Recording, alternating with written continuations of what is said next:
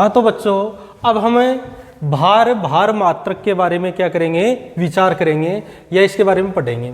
तो देखिए यहाँ पर है विलेय का हम क्या प्रयुक्त करेंगे, भार प्रयुक्त करेंगे या द्रव्यमान प्रयुक्त करेंगे।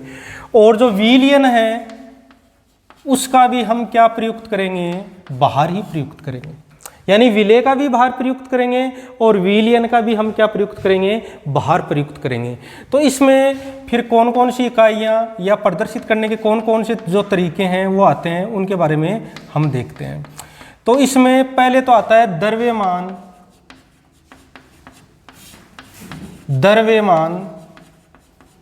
प्रतिशत। द्रव्यमान प्रतिशत मीन्स विलेय का भी द्रव्यमान और विलयन का भी द्रव्यमान। तो इसको किससे दर्शाते हैं, वेट बाई वेट, प्रतिशत। ठीक है। दूसरा इसमें क्या आएगा, मोल अंश, जिसको मोल प्रभाज भी कहते हैं।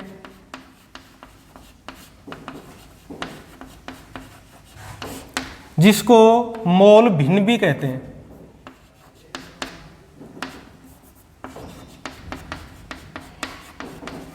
मोल भिन्न। तीसरा आता है इसमें मोललता।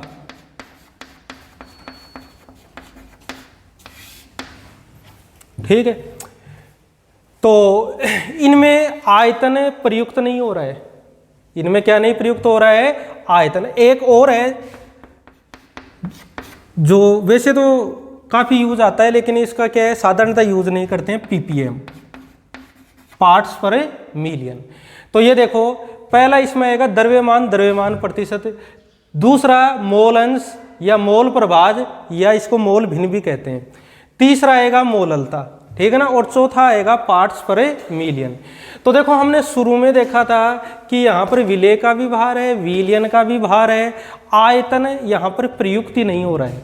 आयतन प्रयुक्त नहीं हो रहा है तो बोलो यहाँ पर इन इकाइयों पर ताप का प्रभाव पड़ेगा क्या, नहीं पड़ेगा, क्योंकि द्रव्यमान या भार किससे प्रभावित नहीं होता, ताप से प्रभावित नहीं होता। लेकिन जो पहले वाला हम पढ़ रहे थे भार आयतन मात्रक, उसमें आयतन क्या आ रहा था, काम्य आ रहा था, और आयतन ताप के द्वारा प्रभावित होता है। तो वो इकाइयाँ ताप के द्वारा प्रभावित होंगी लेकिन ये नहीं होंगी, क्योंकि इनमें हम किसका उपयोग नहीं कर रहे हैं, आयतन का उपयोग नहीं कर रहे हैं, तो ये ताप के द्वारा प्रभावित नहीं होगी।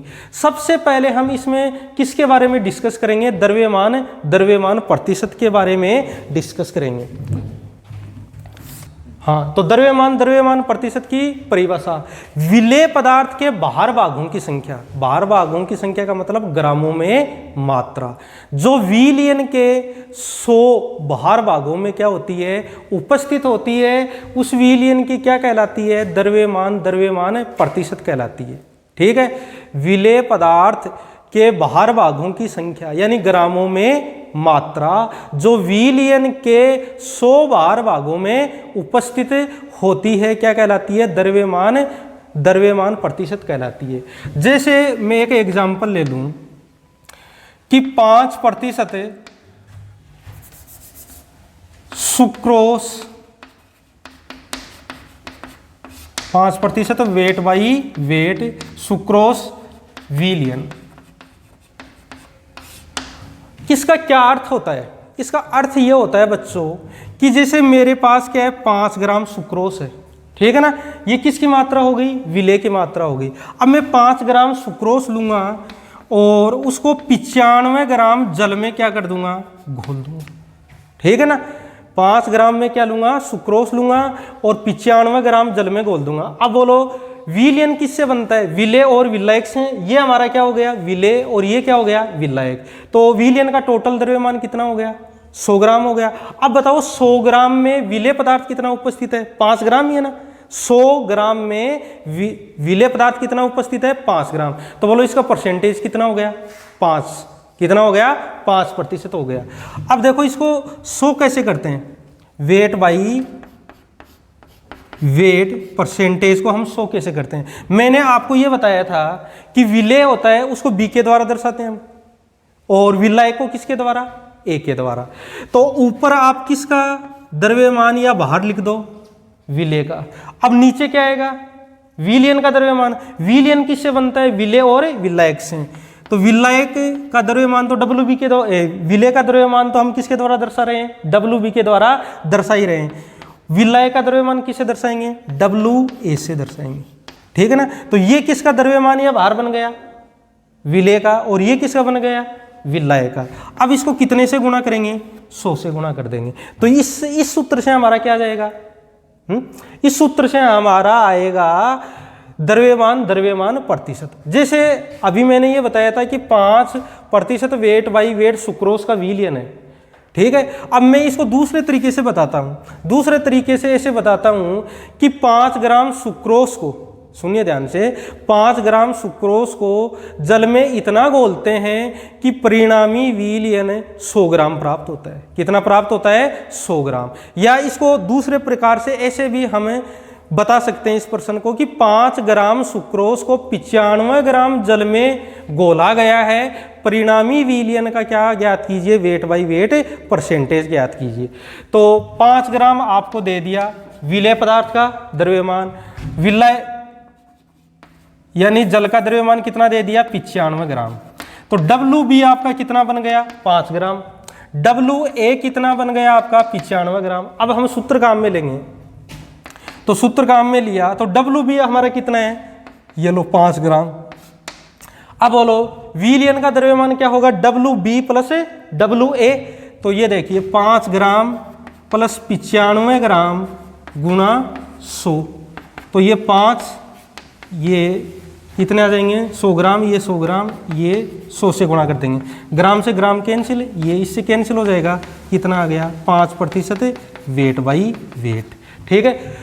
अब इसका दोबारा अर्थ समझो, इसका दोबारा अर्थ यही है कि अगर विलयन का टोटल द्रव्यमान कितना होगा, 100 ग्राम, तो उसमें सुक्रोज कितने प्रतिशत या कितने ग्राम मात्रा में उपस्थित होगी, 5 ग्राम मात्रा में उपस्थित होगी। तो ये आपका क्या हो गया, द्रव्यमान प्रतिशत हो गया। अब हम बात करेंगे, सबसे पहले इसका एक एग्जाम्पल ले लेते हैं। क्या ले लेते हैं, एग्जाम्पल ले लेते हैं और उसको सोल्व करते हैं।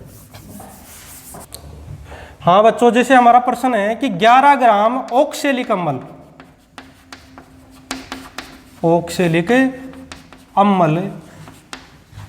को जल में घोलकर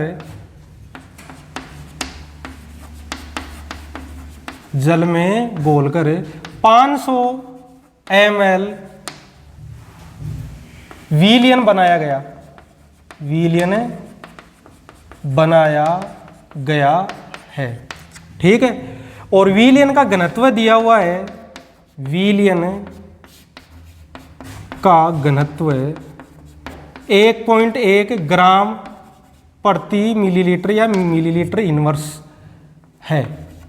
तो ये जो विलयन बना है इसका आपको द्रव्यमान प्रतिशत निकालना है या भार मात्रक निकालना है। तो देखिए भाई, हमको क्या दिया हुआ है, WB दिया हुआ है। WB कितना दिया हुआ है, 11 ग्राम दिया हुआ है, ठीक है। अब चूंकि हम द्रव्यमान प्रतिशत पढ़ रहे हैं, ठीक है, तो इसमें द्रव्यमान प्रतिशत में विलेय पदार्थ का भी हमको क्या चाहिए, भार या द्रव्यमान चाहिए, और विलायक का भी क्या चाहिए, भार या द्रव्यमान चाहिए। लेकिन यहाँ पर विलायक का क्या नहीं दिया हुआ है भैया, भार नहीं दिया हुआ है। विलयन का क्या दिया हुआ है, आयतन दिया हुआ है। तो आयतन दिया हुआ है और विलयन का घनत्व दिया हुआ है, तो इससे परिणामी विलयन का हम क्या ज्ञात कर सकते हैं, आयतन ज्ञात कर सकते हैं। देखिए, द्रव्यमान निकालना है आपको, तो घनत्व को किससे गुणा कर दीजिए, आयतन से गुणा कर दीजिए। घनत्व का मात्रक क्या होता है बताइए, हाँ, घनत्व का मात्रक क्या होता है, ये देखिए, ग्राम मिलीलीटर इनवर्स।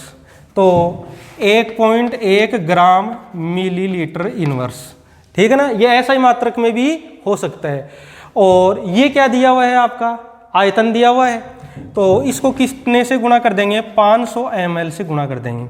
अब देखिए, ये घात माइनस की और ये घात किसकी है, प्लस की है, तो ये क्या हो जाएंगी, कैंसिल हो जाएंगी, ठीक है। तो ये देखो ग्राम बच गया ना अकेला, ये द्रव्यमान बच गया। अब 500 को हम 1.1 से गुणा करेंगे तो हमारा कितना आ जाएगा, 550 ग्राम आ जाएगा। मतलब हमने विलयन के घनत्व को विलयन के आयतन से गुणा कर दिया, तो हमको विलयन का क्या प्राप्त हो गया? द्रव्यमान प्राप्त हो गया।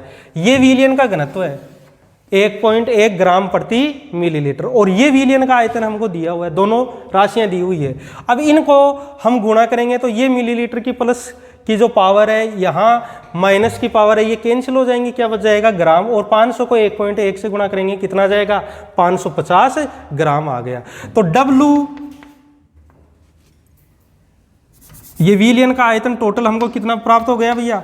550 ग्राम विलयन का आयतन, विलयन का आयतन। और ये 550 ग्राम किसके बराबर भी और होगा? WB plus WA। भाई विलयन में तो दोनों ही आएंगे, विलेय भी आएगा और क्या आएगा? विलायक भी आएगा। तो अब शुरुआत करते हैं, इसका क्या ज्ञात करते हैं? द्रव्यमान, द्रव्यमान प्रतिशत। बोलो WB कितना दिया हुआ है?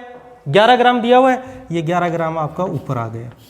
ठीक है, अब बताओ बच्चों, विलयन का टोटल आयतन कितना बच गया? मैंने सूत्र बताया था WB बट्टा WB प्लस WA गुणा 100। तो बच्चों हमारा WB 11 ग्राम दिया हुआ है, WB और WB किसके बराबर था? 550 ग्राम, ये 550 ग्राम, और कितने से गुणा कर देंगे? 100 से गुणा कर देंगे। चलो सोल्व करते हैं, ग्राम से ग्राम कैंसिल हो गया, 0 से ये 0 हो गया, 11 पंजो 55, ठीक है ना, ये आ गया। कितना आ गया भैया? 2%। ठीक है, दोबारा देख लो, 11 ग्राम बट्टा 550 ग्राम गुणा 100, ठीक है, ये ग्राम से ग्राम कैंसिल हो गया, ये 0 इससे हो गई। अब 11 पंजो 55, 5 का भाग इसमें देंगे 2%। ठीक है, ये क्या हो गया? हमने द्रव्यमान प्रतिशत निकाल लिया। ठीक है, तो कई बार क्या होगा, डायरेक्ट आपको क्या होगा, विलयन का द्रव्यमान नहीं दिया हुआ होगा, उसका आयतन और उसका क्या दिया हुआ होगा, घनत्व दिया हुआ होगा, तो उसको हम ऐसे गुणा करके द्रव्यमान ज्ञात करने के लिए विलयन के घनत्व को उसके आयतन से गुणा कर लेंगे और हमको क्या प्राप्त हो जाएगा, विलयन का द्रव्यमान प्राप्त हो जाएगा, मतलब WB प्लस WA प्राप्त हो जाएगा। तो ये है द्रव्यमान, द्रव्यमान प्रतिशत। इसका ज़्यादातर उपयोग किस में किया जाता है, ये जो रासायनिक उद्योग होते हैं उनमें, उन जो भी रासायनिक यौगिक जो होते हैं उनकी सांद्रता को व्यक्त करने में किया जाता है। मोललता, क्या पढ़ेंगे, मोललता, इसको मोलेलिटी कहते हैं, मोलेलिटी। अब इसको शॉर्ट में दर्शाते हैं कि स्मॉल m के द्वारा। ध्यान दीजिए, स्मॉल m के द्वारा क्यों दर्शाया, क्योंकि कैपिटल M के द्वारा हम किसको दर्शाते हैं, मोलरता को। किसको, मोलरता को। तो इसकी डेफिनेशन हम ज्ञात करते हैं। देखिए, 1 किलोग्राम विलायक, यहां पर विलयन काम में नहीं लेंगे, क्या लेंगे, विलायक। 1 किलोग्राम विलायक में उपस्थित विलेय के मोलों की संख्या क्या कहलाती है, विलयन की मोललता कहलाती है। 1 किलोग्राम विलायक में उपस्थित विलेय के मोलों की संख्या क्या कहलाती है, मोललता कहलाती है। ठीक है, अब इधर देखिए, हम सूत्र काम में लेंगे, यदि W ग्राम विलेय VmL विलायक में उपस्थित है,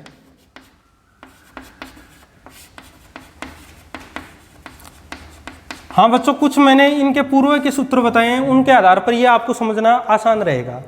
तो ये देखिए, स्मॉल m मोललता हो गई। तो पहले मैंने क्या बताया था कि 1 किलोग्राम विलायक में उपस्थित विलेय के मोलों की संख्या क्या कहलाती है, मोललता कहलाती है। तो पहले हमको विलेय के मोल ज्ञात करने पड़ेंगे। तो विलेय के मोल ज्ञात करने के लिए आपको क्या होगा, विलेय पदार्थ का द्रव्यमान दिया हुआ होगा, या डायरेक्ट मोलों की संख्या दी हुई होगी, और नहीं दी हुई होगी तो निम्न तरीके से हम बना लेंगे। तो W तो क्या है, विलेय पदार्थ का दिया गया द्रव्यमान या क्या है, भार है। अब इसको मोल में कन्वर्ट करना है, तो मोल में कन्वर्ट करने के लिए इसमें किसका भाग दोगे, किसका भाग दोगे, अणुभार का। तो यहां पर क्या आ गया, मोलिकुलर वेट आ गया। ठीक है, गुणा। अब यहां पर मैं V तो लिख नहीं सकता, क्यों, क्योंकि मोललता में क्या है भैया, आयतन तो काम ले नहीं रहे हैं, क्या ले रहे हैं, द्रव्यमान या भार। तो यहाँ पर मैं इसको भी W से ही दर्शाऊंगा। अब अगर कई बार क्या होता है, W किस में दिया हुआ होता है भैया, ग्राम में दिया हुआ होता है। किस में दिया हुआ होता है, ग्राम में दिया हुआ होता है। तो इसको किलोग्राम में चेंज करने के लिए यहाँ पर किसका डिवाइड करेंगे, 1000, ठीक है। और ये 1000 कहाँ चला जाएगा, ऊपर चला जाएगा। अब देखिए बच्चों, यहाँ पर थोड़ी सी मिस्टेक ये हो सकती है कि ये भी W, ये भी W। तो एक तो तरीका है कि इस W को आप क्या लिख दो, स्मॉल लिख दो, ठीक है, और इसको क्या लिख दो, कैपिटल लिख दो, और इसके ब्रैकेट में क्या लिख दो, किलोग्राम लिख दो। या ऐसे नहीं करते तो इस W के यहाँ पर क्या लगा दो, B लगा दो, जिससे इनमें थोड़ा सा डिफरेंस हमको क्या हो, ज्ञात हो, ठीक है ना। तो ये मोललता का क्या बन गया, सूत्र बन गया। अब दूसरी बात ये देखिए बच्चों, इसमें क्या होता है कि मोललता है, इसमें हमने विलयन का क्या नहीं यूज में लिया, आयतन, बल्कि हमने विलायक का क्या काम में लिया है, द्रव्यमान या भार काम में लिया है। और आपको पता है कि जो भार या जो द्रव्यमान होता है वो क्या ताप से प्रभावित होता है, क्या नहीं होता। तो मोललता है वो ताप से प्रभावित नहीं होती है, जबकि मोलरता क्या होती है, ताप से प्रभावित होती है।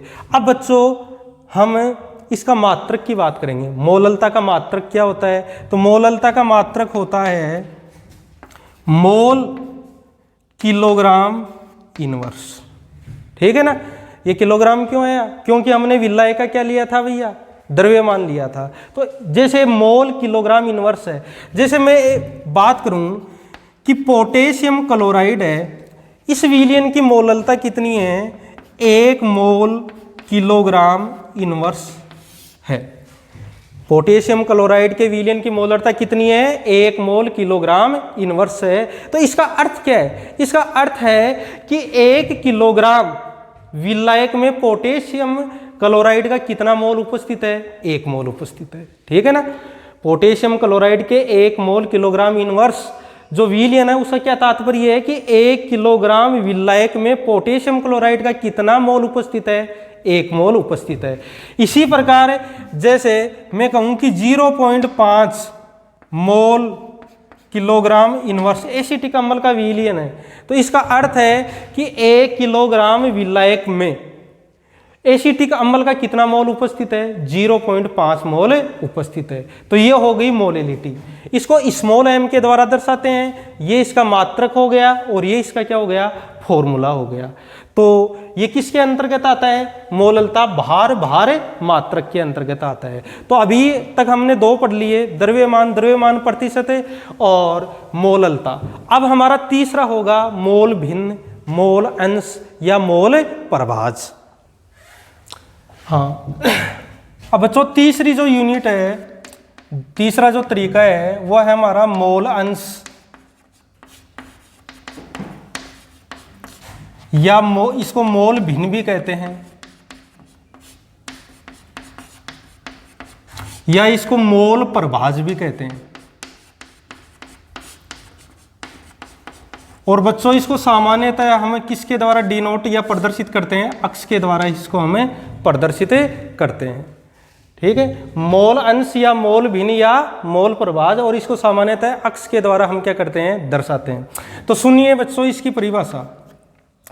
किसी मिश्रण में या किसी विलयन में, विलयन भी एक प्रकार का क्या होता है, मिश्रण ही होता है। तो किसी विलयन या किसी मिश्रण में किसी अवयव का मोल अंश उस मिश्रण में उपस्थित उस अवयव के मोल तथा सभी उपस्थित अवयवों के कुल मोलों का क्या होता है, अनुपात होता है, ठीक है। थोड़ी लंबी परिभाषा है तो इसको मैं दोबारा रिपीट करता हूं। किसी मिश्रण या विलयन में उपस्थित किसी अवयव का मोल अंश उस मिश्रण में उपस्थित उस अवयव के मोल तथा शेष जितने भी अवयव उपस्थित होते हैं उनके मोलों की संख्या का क्या होता है, अनुपात होता है, ठीक है। एक बार और रिपीट कर देता हूं। किसी मिश्रण में उपस्थित किसी अवयव का मोल अंश उस मिश्रण में उपस्थित उस अवयव के मोल तथा शेष सभी उपस्थित अवयवों के मोलों का क्या होता है, अनुपात होता है। जैसे अब इसको उदाहरण के द्वारा हम समझेंगे तो ये ज़्यादा समझ में आएगा। जैसे बच्चों हमारे पास कोई विलयन है, उसमें दो घटक हैं, ए घटक व बी घटक। भाई ए को आप क्या मान लो, विलेय मान लो। भाई विलयन में कम से कम दो घटक तो होते ही हैं, एक विलेय है और ये हमारा क्या है, विलायक है। हमने मान लिया कि जो ए है, ठीक है ना, उसके मोलों की संख्या कितनी है, Na, ठीक है ना। विलेय के मोलों की संख्या को मैं किसके द्वारा दर्शा रहा हूं, Na के द्वारा दर्शा रहा हूं। और जो विलायक है उसके मोलों की संख्या को मैं किसके द्वारा दर्शा रहा हूं, Nb के द्वारा दर्शा रहा हूं, ठीक है। अब बच्चों देखिए Na और Nb कैसे ज्ञात करते हैं, ये समझना है हमको। जैसे ये Na और ये Nb, Na को हम ज्ञात करते हैं। Na क्या है, विलेय A के मोलों की संख्या है। तो विलेय के मोलों की संख्या को हम ज्ञात करने के लिए क्या करेंगे, सबसे पहले हमको क्या दिया हुआ होगा, विलेय पदार्थ का क्या दिया हुआ होगा, द्रव्यमान, या क्या दिया हुआ होगा, भार दिया हुआ होगा। मान लेते हैं कि विलेय पदार्थ का दिया गया द्रव्यमान या भार कितना है, WA है। अब इससे हमको क्या ज्ञात करना है, विलेय पदार्थ A का हमको क्या ज्ञात करनी है, मोल ज्ञात करने हैं। तो इसमें A पदार्थ, जो विलेय A पदार्थ है, इसके मोलर द्रव्यमान का क्या दे दो, भाग दे दो। तो इससे A के मोल आपको प्राप्त हो जाएंगे। अब ऐसे ही विलायक जो B है, उसके मोलों की संख्या हमको Nb क्या करनी है, ज्ञात करनी है। तो Nb कैसे ज्ञात करोगे, B का आपको क्या दिया हुआ होगा, द्रव्यमान या भार दिया हुआ होगा, जिसको हम किसके द्वारा दर्शाएंगे, WB के द्वारा दर्शा देंगे। किसके द्वारा, WB। और B का जो मोलर द्रव्यमान है उसका हम क्या दे देंगे, भाग दे देंगे, ठीक है। अब हमको क्या ज्ञात हो गया, Na और Nb ज्ञात हो गया। अब हमको जो विलेय A है, ठीक है ना, इसका मोल अंश ज्ञात करना है। क्या ज्ञात करना है, मोल अंश। तो मैंने आपको परिभाषा क्या बताई थी, उसको याद करो बच्चों, कि किसी अवयव का मोल अंश उस अवयव के मोल तथा कुल उपस्थित मोलों की संख्या का क्या होता है, अनुपात होता है। तो अक्ष A, हाँ भाई, अक्ष A किसको प्रदर्शित करेगा, विलेय A के मोल अंश को। भाई हमारा जो A था वो क्या था, विलेय था। तो अक्ष A क्या बनेगा, अक्ष A को क्या कहोगे, A का मोल अंश। किसका अंश, A का मोल अंश, या ये भी बोल सकते हो विलेय A का मोल अंश। तो मैंने क्या बताया था, किसी भी अवयव का मोल अंश ज्ञात करने के लिए ऊपर सबसे पहले क्या आता है, उस अवयव का मोल आता है। तो बोलो A अवयव जो है या विलेय है, उसका मोल कितना है भैया, Na। और बोलो विलयन या जो मिश्रण है वो किस किस से मिलकर बना था हमारा, विलेय और विलायक से। तो विलेय के मोल कितने थे, Na, और विलायक के कितने थे, Nb। तो इनका ये दे दो, भाग दे दो, Na प्लस Nb। तो इस सूत्र से हमने क्या ज्ञात कर लिया, A का मोल अंश ज्ञात कर लिया। अब मान लो आपको B का मोल अंश ज्ञात करना है, तो बोलो इसमें कुछ ज़्यादा परिवर्तन नहीं करना आपको। Na प्लस Nb है, ये तो नीचे रहेगा, ऊपर किसका मोल या मोलों की संख्या आ जाएगी, B के मोलों की संख्या आ जाएगी, ठीक है। तो ये A का मोल अंश हो गया, ये क्या हो गया, B का मोल अंश हो गया। जैसे हम एक एग्जांपल लेते हैं, जैसे एक मिश्रण है यानी विलयन है, उसमें A के 2 मोल तथा B के 4 मोल उपस्थित हैं। अब यहां पर तो A और B के क्या है भैया, डायरेक्ट मोल दिए हुए हैं। कई बार क्या होगा, A और B के डायरेक्ट मोल ने देख रही इनकी मात्रा दी हुई होगी, ठीक है ना, और मात्रा दी हुई होगी, उससे आपको मोल बनाने पड़ेंगे। मोल बनाने के लिए आपको क्या करना पड़ेगा कि उसके मोलर द्रव्यमान का उसकी दी गई मात्रा में आपको क्या दे देना पड़ेगा, भाग दे देना पड़ेगा। लेकिन यहाँ पर तो डायरेक्ट मोल दिए हुए हैं। अब आपको A का मोल अंश ज्ञात करना है। अक्ष A किसको प्रदर्शित कर रहा है, A के मोल अंश को। तो याद कीजिए ये नीचे वाले सूत्र। बोलो ऊपर क्या आएगा, सबसे पहले A के मोलों की संख्या आएगी। बोलो A के कितने मोल हैं, 2 मोल हैं, ये लीजिए 2 लिख दिया। अब बोलो नीचे क्या आ जाएंगे, टोटल मोल। भाई मिश्रण या विलयन में जितने भी अवयव उपस्थित हैं उनके टोटल मोल हो जाएंगे। तो टोटल मोल कितने हो गए, 2 मोल तो किसके हैं, ए के, और बी के कितने हैं, 4 मोल। तो ये कितने हो गए, 2 + 4, 2/6 बराबर 1/3। ये किसका मोल अंश आ गया, ये किसका मोल अंश आ गया, ए का। ठीक है ना। अब बात करेंगे बी के मोल अंश की। तो बी का मोल अंश ज्ञात करने के लिए आपको क्या करना पड़ेगा, ऊपर किसके मोल आ जाएंगे, बी के मोल आ जाएंगे। बोलो बी के कितने मोल हैं, 4 मोल। कितने मोल हैं, 4 मोल हैं।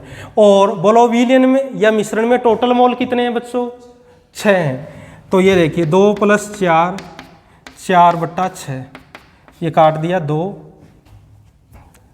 ये 3, 2/3 आ गए। ठीक है। तो ये ए का मोल अंश आ गया और ये बी का मोल अंश आ गया। अगर बच्चों ऐसा हो, यहां पर तो मिश्रण में 2 ही अवयव उपस्थित हो, अगर 2 से ज्यादा हो तो क्या हो, यही तरीका काम में लेना। जैसे मान लो कि कोई मिश्रण है, उसमें ए के कितने मोल हैं, Na हैं, बी के मोल कितने हैं, Nb हैं, सी पदार्थ के मोल कितने हैं, Nc है, और डी पदार्थ के मोल कितने हैं, Nd है। तो अगर आपको अक्स ए ज्ञात करना है तो कैसे ज्ञात करोगे, ऊपर ए के मोल आ जाएंगे और नीचे मिश्रण के टोटल मोल आ जाएंगे। मतलब Na + Nb + Nc + Nd। ऐसे ही बी का जो मोल अंश होगा वो क्या होगा, Nb/Na + Nb + Nc + Nd। इसी प्रकार सी का हो जाएगा Nc/Na + Nb + Nc + Nd। इसी प्रकार डी का मोल अंश हो जाएगा Nd/Na + Nb + Nc + Nd। ठीक है। इसका मतलब ये निकलता है बच्चों कि किसी मिश्रण में चाहे कितने भी अवयव उपस्थित हों और किसी भी अवयव का मोल अंश आपको ज्ञात करना है तो कोई परेशानी नहीं होगी। आपको कैसे ज्ञात करोगे, जिस अवयव का मोल अंश ज्ञात करना है उसके मोलों की संख्या को तो ऊपर पुटअप कर दो और जितने भी मिश्रण में अवयव हैं उनके मोलों की संख्या का कहाँ पुटअप कर दो, योग नीचे पुटअप कर दो, जैसे यहाँ पर किया है। ठीक है ना।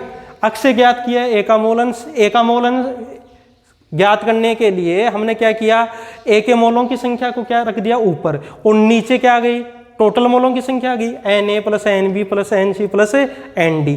ऐसे ही बी का जो मोल अंश है उसको ज्ञात करने के लिए हमने क्या किया भैया, बी के मोलों की संख्या को क्या किया, हमने ऊपर पुटअप कर दिया और नीचे टोटल मोलों का योग करके लिख दिया और इसको सोल्व कर लेंगे। ऐसे ही सी का मोल अंश ज्ञात कर लेंगे और इसी तरह किसका मोल अंश ज्ञात कर लेंगे, डी का। अब बच्चों आपको एक सबसे महत्वपूर्ण बात ये देखनी है कि अगर किसी मिश्रण में बहुत सारे अवयव हों तो उसका हम क्या कर लेते हैं भैया, उसका मोल अंश कैसे ज्ञात करते हैं। जैसे xi है,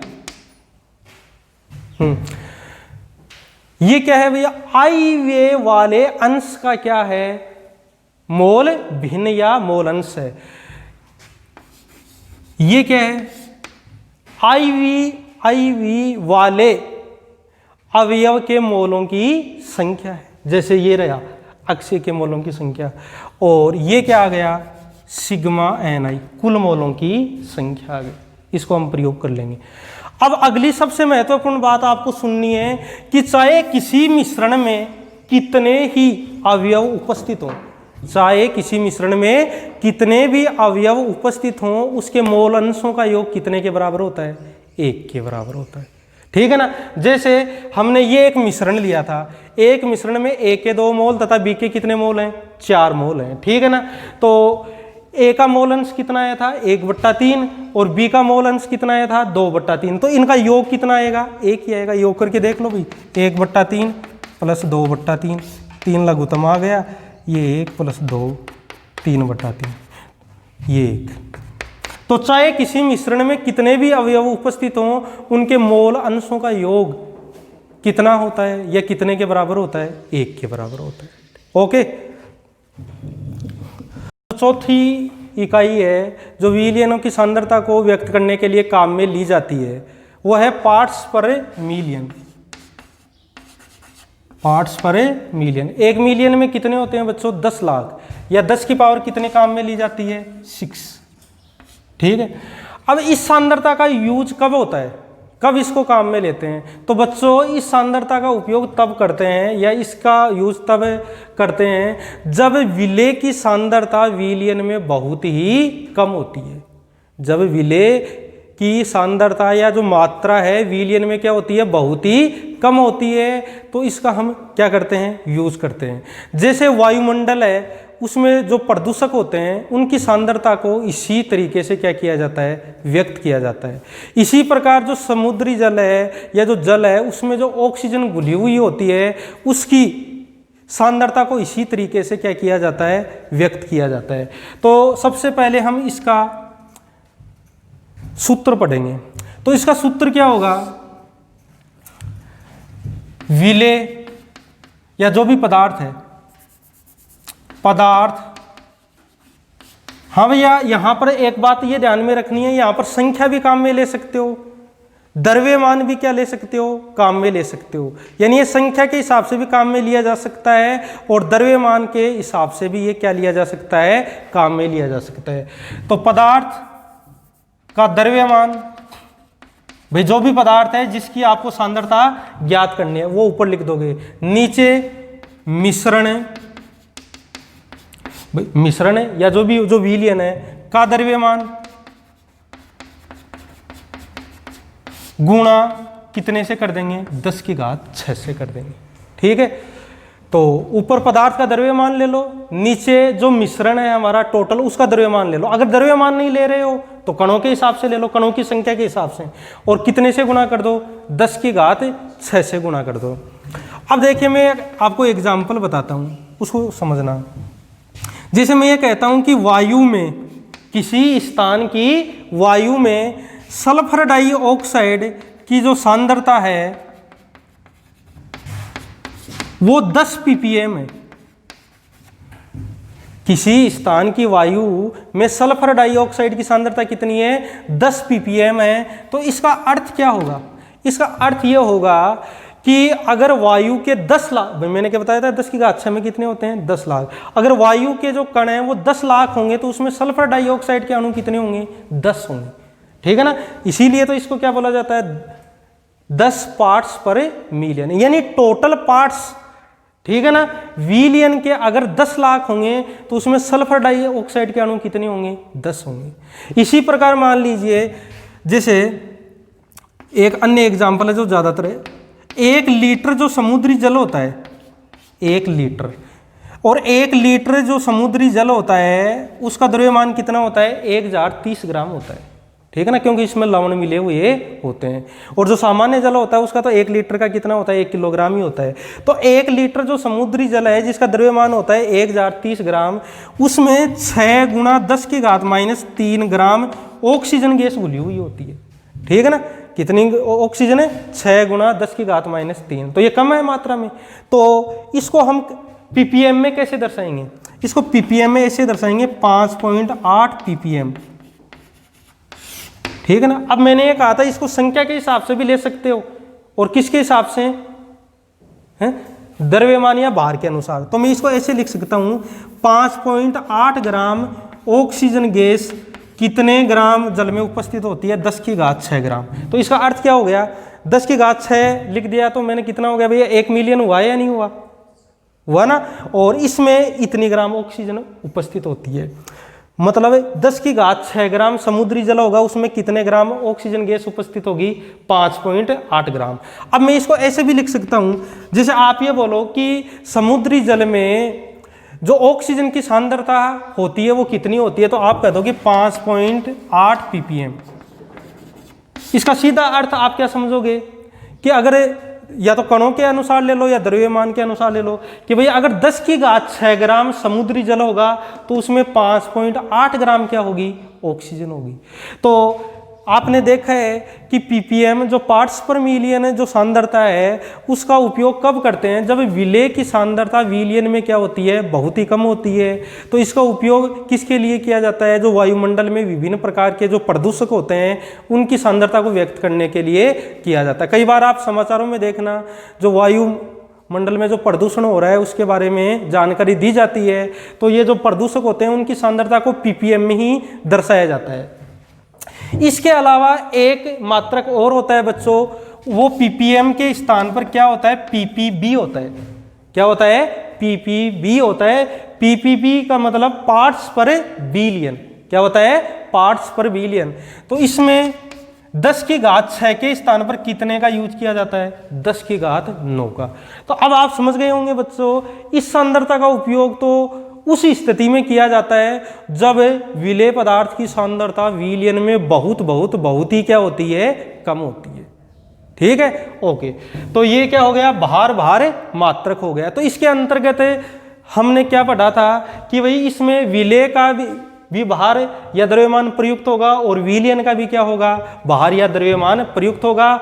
और इसमें हमने 4 यूनिट पढ़ी हैं, द्रव्यमान प्रतिशत, मोललता, मोल अंश, और क्या पढ़ा है लास्ट में, ppm पढ़ा है। अब हम पढ़ेंगे आयतन प्रतिशत। क्या पढ़ेंगे, आयतन मतलब आयतन प्रतिशत में विलेय का भी आयतन काम में लेंगे और विलयन का भी हम क्या काम में लेंगे। तीसरा बच गया हमारा, वो है आयतन प्रतिशत। इसमें विलेय का भी हम आयतन प्रयुक्त करते हैं और विलयन का भी हम क्या प्रयुक्त करते हैं, आयतन प्रयुक्त करते हैं। विलेय का भी आयतन है और विलयन का भी आयतन। तो इसका उपयोग कब करते हैं हम, इस मात्रक या इस यूनिट का उपयोग कब करते हैं बच्चों, हमें तब करते हैं जब विलेय भी हमारा क्या हो, द्रव्य हो, और बना हुआ विलयन भी क्या हो, द्रव्य हो। यानी हम ये कहें कि विलेय भी हमारा द्रव्य हो और विलायक भी द्रव्य हो। तो आप जानते हो कि अगर विलेय भी द्रव्य होगा और विलायक भी द्रव्य होगा तो परिणामी विलयन भी क्या होगा, द्रव्य ही होगा। ठीक है ना। तो चलो इसकी परिभाषा बताता हूं। विलेय पदार्थ के आयतन भागों की संख्या, ठीक है ना। पहले तो क्या चल रहे थे, भार भाग। विलेय पदार्थ के आयतन भागों की संख्या यानी मिलीलीटर, ठीक है ना, जो विलयन के 100 आयतन भागों में उपस्थित होती है, क्या कहलाती है, आयतन प्रतिशत या वॉल्यूम बाई वॉल्यूम परसेंटेज कहलाती है। दोबारा रिपीट कर रहा हूं एक बार, विलेय पदार्थ के आयतन भागों की संख्या जो विलयन के 100 आयतन भागों में उपस्थित होती है, क्या कहलाती है, वॉल्यूम बाई वॉल्यूम परसेंटेज कहलाती है। अब देखिए इसका सूत्र हम बनाएंगे। भाई मैंने आपको बताया कि यहां पर विलेय का हम क्या काम में लेंगे, आयतन। तो विलेय का आयतन है V। मैंने बताया था विलेय को किसके द्वारा दर्शाते हैं, B के द्वारा। तो ऊपर किसका आयतन आ जाएगा, विलेय का आयतन। ये किसका आयतन है, विलेय का आयतन है। अब VB प्लस VA, ये बचाओ, ये बच्चों किसका आयतन है, विलयन का। ये किसका आयतन है, विलेय का। और ये किसका आयतन है, विलायक का। तो विलेय और विलायक का जो टोटल आयतन है वो किसका आयतन बन जाएगा, विलयन का आयतन बन जाएगा, गुणा 100। ठीक है, ये किसका सूत्र बन गया, वॉल्यूम बाई वॉल्यूम परसेंटेज का। अब इसका एक जैसे हम एग्जाम्पल लेते हैं, इसका एग्जाम्पल हमने लिया कि 38 ml एथेनॉल C2H5OH को 62 ml जल में घोला गया है। ठीक है, 38 ml एथेनॉल को 62 ml जल में घोला गया है। तो बोलो आपका विलेय कौन सा बनेगा, यही बनेगा, ये कम मात्रा में है। ठीक है ना। और विलायक यानी जल क्या है, अधिक मात्रा में है। तो बोलो यहां पर देखो, पहले ज्ञात कर लो VB हमारा कितना है, VB 38 ml है, 38 ml। ठीक है ना। VA कितना है, 62 ml है। ठीक है, अब हमको क्या ज्ञात करना है, वॉल्यूम बाई वॉल्यूम परसेंटेज ज्ञात करना है। तो इस सूत्र का हम उपयोग करेंगे। तो ये देखिए VB हमारा कितना दिया हुआ है, 38 ml, ये 38 ml लिख दिया। नीचे हमारा क्या है, VB प्लस VA। अब बोलो VB 38 है और ये VA कितना है, 62 है। टोटल कितना हो गया, 100 हो गया। 8 2 10, 3 6 9 1 10, ये 100 ml, ये विलयन का टोटल है आयतन। और इसको किससे गुणा कर देंगे, 100 से। ml से ml कैंसिल, 100 से 100, ये कितना आ गया, 38% वॉल्यूम बाई वॉल्यूम। अब इसका अर्थ क्या है, ये सामान्य शराब का संगठन होता है। इसका अर्थ है कि अगर विलियन का टोटल आयतन कितना होगा 100 मिलीलीटर होगा, तो उसमें एथेनॉल कितने मिलीलीटर उपस्थित होगा 38 मिलीलीटर। कितना होगा 38 मिलीलीटर होगा। इसी तरीके से देखिए बच्चों, जो 35% एथिलीन ग्लाइकोल का जो विलियन होता है वो ठंडे प्रदेशों में क्या होता है, वाहनों के इंजनों को जमने से बचाता है। जैसे जम्मू कश्मीर है, वो ठंडे प्रदेश हैं, वहाँ पर सर्दियों के दिनों में बहुत ज़्यादा सर्दी पड़ती है, तो वहाँ पर जल तो आपको पता है 0 डिग्री सेल्सियस पर ही क्या है भाई, जम जाता है।